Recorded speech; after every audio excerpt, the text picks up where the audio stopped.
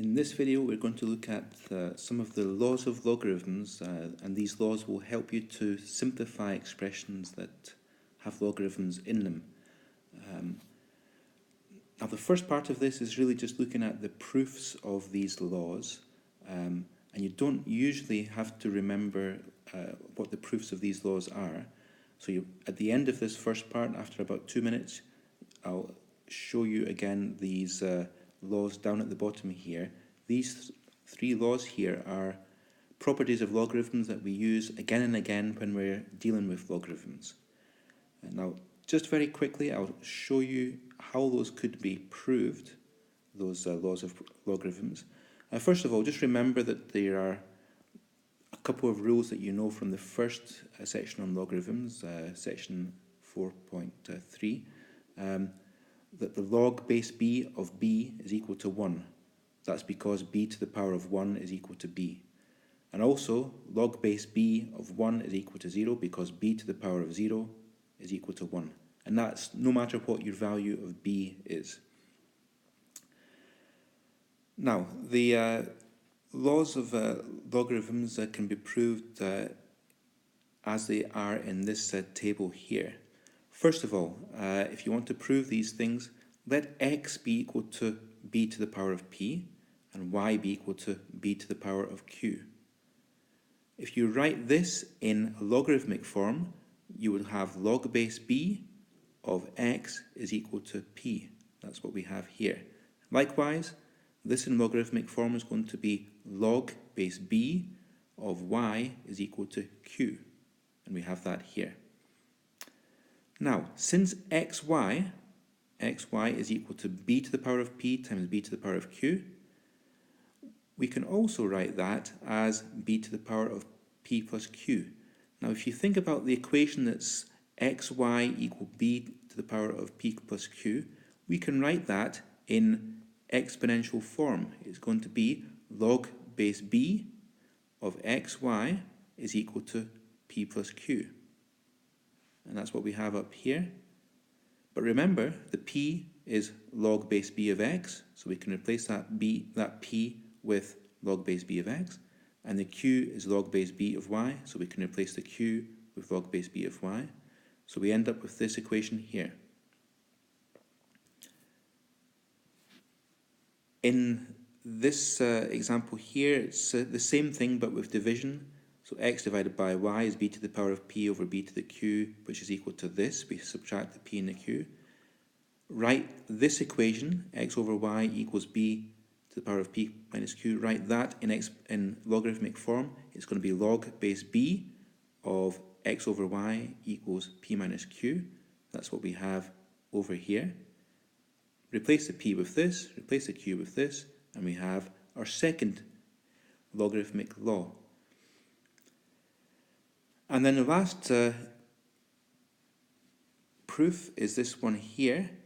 Just write x to the power of n. Well, that's b to the power of p because x is b to the power of p. b to the power of p to the power of n. What do we do with the n and the p? We multiply them. So we get this. And if you write this equation, right, the equation of these two things, in logarithmic form, you'll get log base b of x to the power of n is equal to np. That's what we have here. But remember, this p is log base b of x. So we end up with this equation here, particularly nice, useful one. Whenever you've got log of x to the power of n, all you have to do with the n is move the n to the start. Right? Move the n to before the log. And that's how we get these three logarithmic properties down here. If you have base 10, which we often work in base 10, those equations become written like this. And in fact, if you work in base e, it would be ln of xy equals ln of x plus ln of y, and so on. Now you should try example 1 by yourself if possible. If I were you, I would write down the equations from the bottom of the first page at the top of page 2, and then refer to those as you try example 1, A, B and C. So pause the video for a few seconds, try those questions, and then I'll show you, then play the video again and you'll be shown how you can do these questions. Okay, in example 1a, we have log, effectively it's a log of x plus log of y, and that is the same as log of x times y. So that's going to be the same as log of 5 times 4. Right? Whenever you have log of something plus log of something else, if it's the same base, then we can just combine the 5 and the 4 here by multiplying them. So that becomes the same as log of 20. So that's it now as a single logarithm. And you have to do a similar thing in part B, except this time it's not log of 56 times 7, but because there's a minus right in here, it's instead of being multiplying the 56 and the 7, we have to instead try dividing them. So it's log of 56 divided by 7. 56 divided by 7 is 8. So it's log of 8. And then we have a more difficult one in part C. In part C, think about, is there anything we can do with the 3 here? Right, the 3 before the log. Look at that last property. That 3 could move up here, and this half could move up here. So when we do this example, that whole thing is going to be equal to log of 2 to the power of 3. Notice how the 3 has moved up here. Notice how the half has moved up here. And then it's a case of then seeing if you can simplify that. Now 2 to the power of 3 is 2 times 2 times 2, that's 8. And 25 to the power of a half is 5. Now we've got a log of something plus a log of something else. It's similar to this one up here. What do we do with the two numbers? We have to multiply them. So if we multiply the 5 and the 8, that should give us, in the end, 40, log of 40. Now, some of you in this example 2, might be able to spot what the answers are straight away in here. But we're going to use properties of logarithms to try and help us with this instead. So in this first question here, log base 2 of 32, we can rewrite the 32 as 2 to the power of 5. And then just think, what can you do with this 5 that's a power here?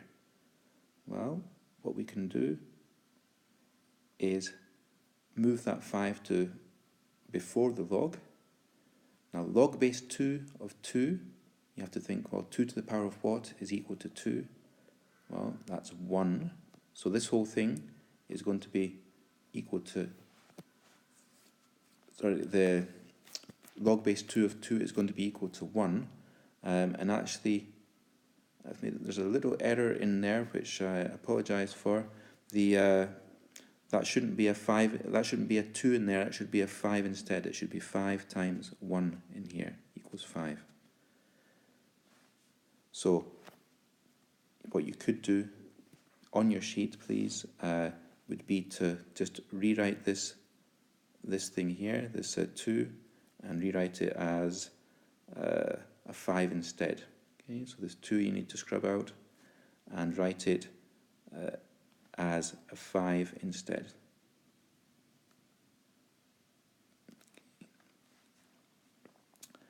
And now in the second one there, this second question here, we have 1 over 64 to deal with. We can rewrite 1 over 64 as 1 over 4 to the power of 3, and we can rewrite that as 4 to the power of negative 3. And then again, we can shift that negative 3 to the front. If we do that, what we'll get next should be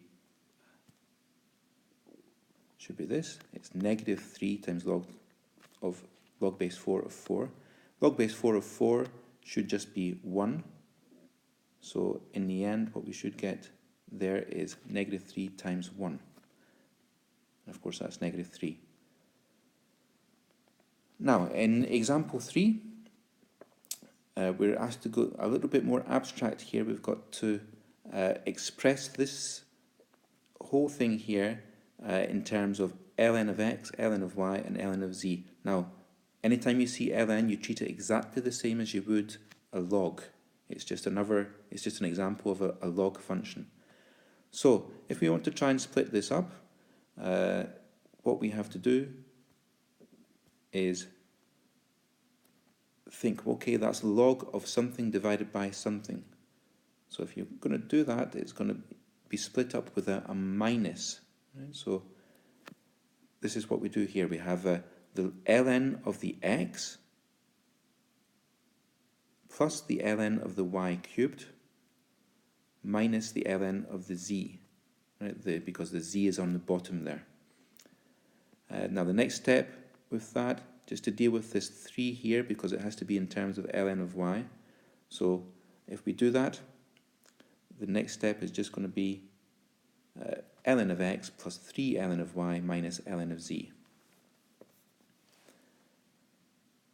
And then this example here, we're going to have to move the 4 somehow. We're going to have to try and combine these two things together. If we just have ln of something minus ln of something else, that would make it easy to combine the two things together. So what we're going to have to do is move this negative 3 somehow, or to do something with this 3. So in order to solve that, we can do this. So that's just the 3 moving up to become a power of xy. And if we simplify that, there will be an x cubed, which will cancel out top and bottom, just to leave us with x on the top and y cubed on the bottom. And so we should end up with ln of x over y cubed, like we have here.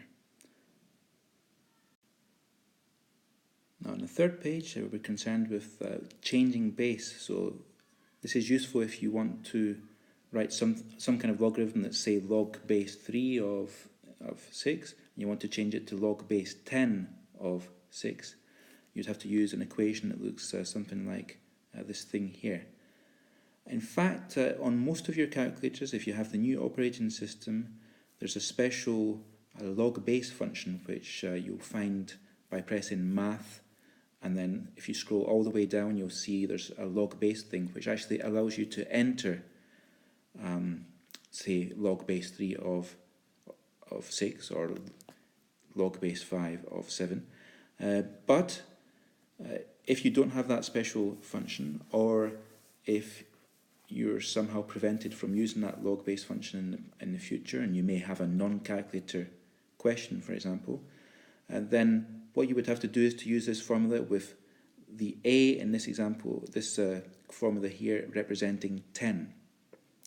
So if you wanted to find the numerical value of log base 5 of 7, what you've got to do is do log base 10 of 7 over log base 10 of 5.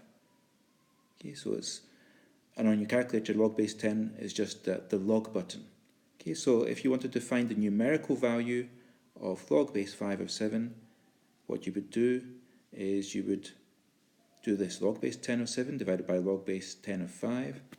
If you actually do that calculation, it's just the log button on your calculator, remember. You should end up with something like 1.209.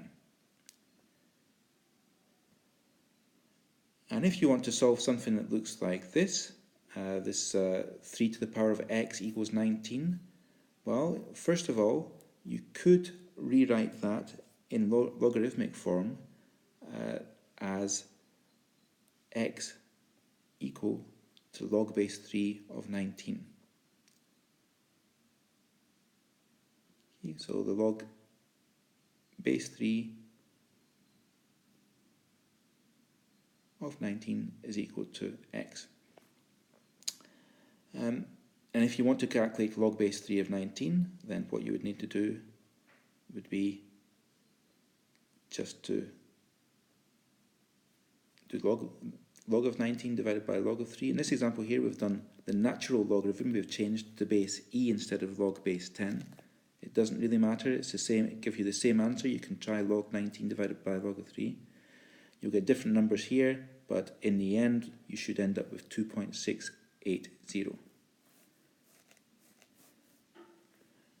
Now, finally, if you want to find, say, the log base 8 of 2, and somebody's given you already the log base 2 of 8, we can use this formula here. It's really just the change of base formula with this x being the same as the x up here. So we're really changing this thing here into log base x. Okay, so it's log base x of x over log base x of b. And so you end up with this formula. Right? It's kind of quite easy to remember. It's log base b of x is the reciprocal, is 1 over log base x of b. So if you want the log base 8 of 2, you can rewrite that as 1 over the log base 2 of 8. And log base 2 of 8, if you think 2 to the power of what gives me 8, that's an easy one to answer. It's 3, so it's 1 over 3, and that's our final answer.